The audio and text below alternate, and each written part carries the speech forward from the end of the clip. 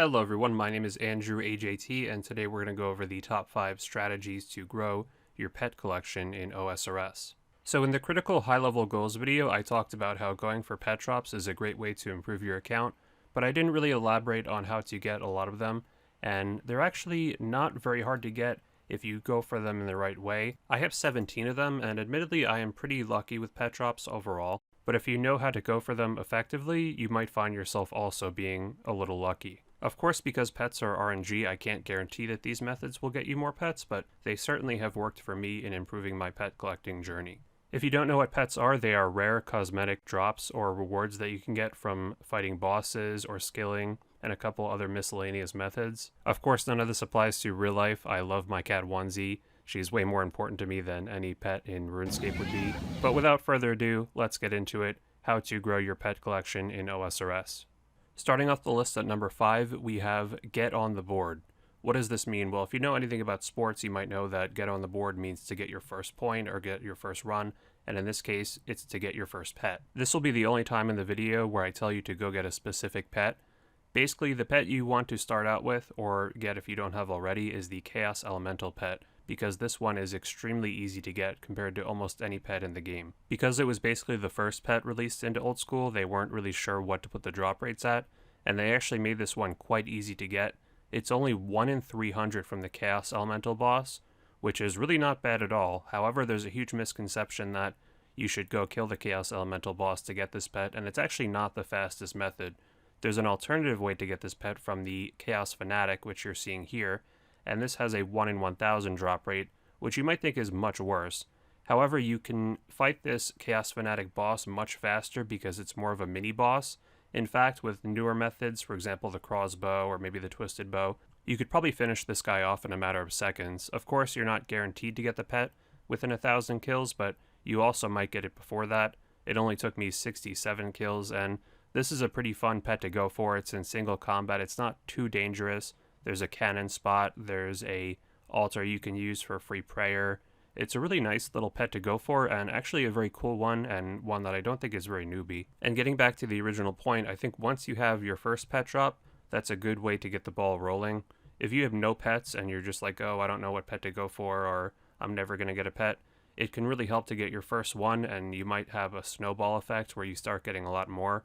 Of course, getting one pet does not affect the drop rate of another one, but I seem to notice that overall, most people's pet drops seem to happen within bunches. For example, I got my red Chinchampa pet pretty recently, and then only a week or two after I got my runecrafting pet. I can't explain why that happened, but it just seems to occur with a lot of people. And even if you do already have a pet, this is a good one to go for to beef up your collection. I do have a guide to get this pet very quickly, which I'll put in the description and in the end screen. It's a little bit dated, but for the most part it holds up. Some people will be unlucky and take a lot of time to get this pet, but going dry on this pet is a lot better than going dry on a God Wars pet, for example. Number 4 on the list is the variety rule, also known as quantity over quality. Yes, you heard that right. This is a way to get multiple pets without having to actually go up to the drop rate for each pet. Well, what do I mean by this? For example, let's say you go to the GE and you see someone there with a Bandos pet. If you ask them what kill count they got the pet at, and by the way, the drop rate for the Bandos pet is 1 in 5000, way more often than not, they will tell you a kill count that's far under the drop rate, like 700 or 300. Very rarely they will actually say that they were over the drop rate for the pet, like 5000 or 6000. Of course it does happen sometimes, but it's quite rare. And this is because they're going for a variety of pets and not actually being fixated on one specific pet. So while they might have been lucky to get the Bandos pet that early, they might have also done 500 Vorkath kills and a few hundred Venenatus kills and maybe a bunch of Armadillo kills and some Master Clue Scrolls. And from doing all of those different bosses and skills and other things, they're bound to get a pet from at least one of them, most likely, and when they do, it will be technically under the drop rate for that specific pet. So basically, in summary, you want to cast a broad net, and you're likely to get more pets this way compared to just grinding out Bandos day in, day out. That could take years to go get the Bandos pets, so you want to build your kill counts for these pets by doing multiple bosses rather than one. I'm not saying you should never go for a specific pet. For example, if there's one you really like, maybe you do want to grind that one out. I'm just saying that doing that overall will probably make your pet collection not grow in quantity quite as fast. Of course, going for multiple pets means that you don't exactly know what your pet collection is going to end up looking like, but I think this is actually part of the fun of it. Number 3 is a good way to build your quantity of pets as well. This is called going for easy pets. So what these are the pets that have more reasonable drop rates. For example, the Prince Black Dragon or the Baby Mole. Those are only 1 in 3,000, which is really reasonable, considering those bosses are also really fast to kill. Slayer is also a really great way to obtain pets because there are many Slayer pets which are exclusive to the skill and have those same 1 in 3,000 drop rates. For example, Noon, Thermi, the Pet Kraken are all really good to go for, and Slayer improves your account so much, which is really one of the points of pet hunting. Pets are just cosmetic, but going for them can make your account that much better, GP-wise and skill-wise. If you want to go for pets through Slayer like I do, I recommend you unlock the Boss Task ability with 200 Slayer points, and I also recommend you use Duradel because he has a very good chance of assigning those and other bosses. He doesn't assign Hydra, which is the one downside, but you can unlock things like Aviancies for Armadillo, you can extend Black Dragons for the KBD, and outside of Slayer I do recommend doing the Falador Hard Diary because this makes you have the mole tracker, which makes the mole pet a lot easier. The runner-up spot on our list is to go for pets in the wilderness. These pets have an extremely discounted drop rate, in my opinion.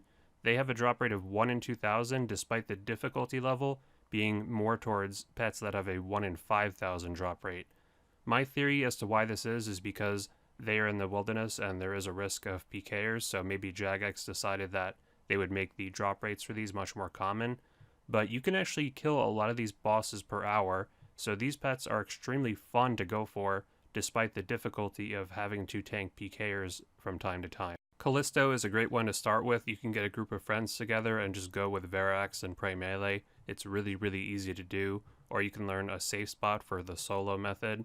Venenatis is great. I've done thousands of Venenatis kills. It's one of the best moneymakers in the game, and the pet drop is rather quick if you have average luck. That's actually one of the pets where I had very bad luck, but it was still a very nice thing to go for. Scorpia is a great one to go for. It's one of the most underrated bosses in the game in my opinion.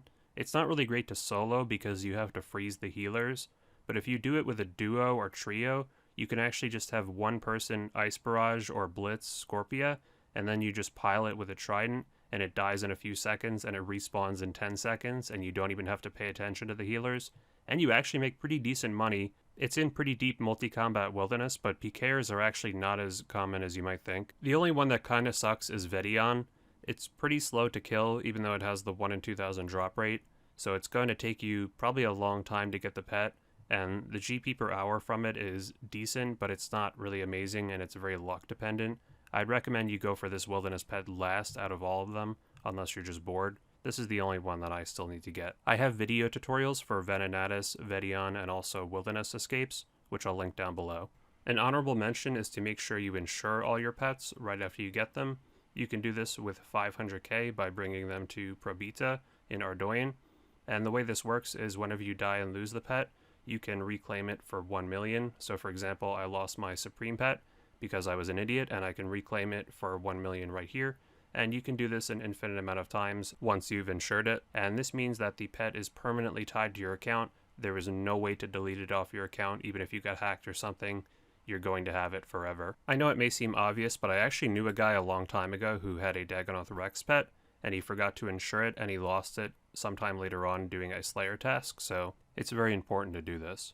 Number 1 is definitely the most difficult on this list. This is to go for a set or a collection of pets that all have something in common.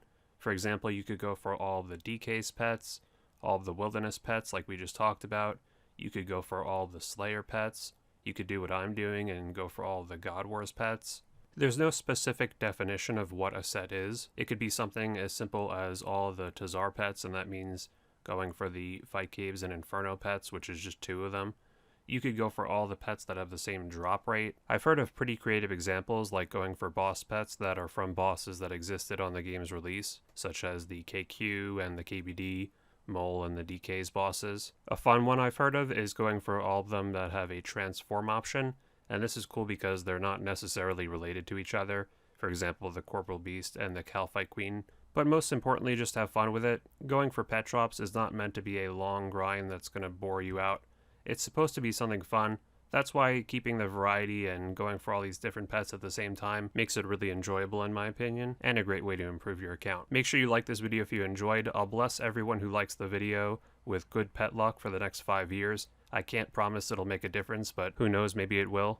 Let me know what's your favorite pet that you own and which is the one that you want the most that you do not have. My favorite that I already own is the Bloodhound, which I got from a Master Clue Scroll. And the one I want the most that I don't have would be the Zuck pet. That one's really cool, but it's pretty hard to get, I think. Please subscribe and turn on bell notifications if you haven't already. I just need the Armadillo and Vedion pets to complete the God Wars and Wilderness collections, so you'll see videos of those once I actually get them. I typically upload every Tuesday. I recommend you join my clan chat up on screen, AndrewAJT62. We have people going for pet shops in there all the time, and you could also join our clan Discord down below with the link in the description. If you want to see all my pet shops and my reactions to many of them, I'll put my pet playlist in the end screen and also in the description. You can follow me on Twitter down below at AndrewAJT, and I'll follow you back if you play OS.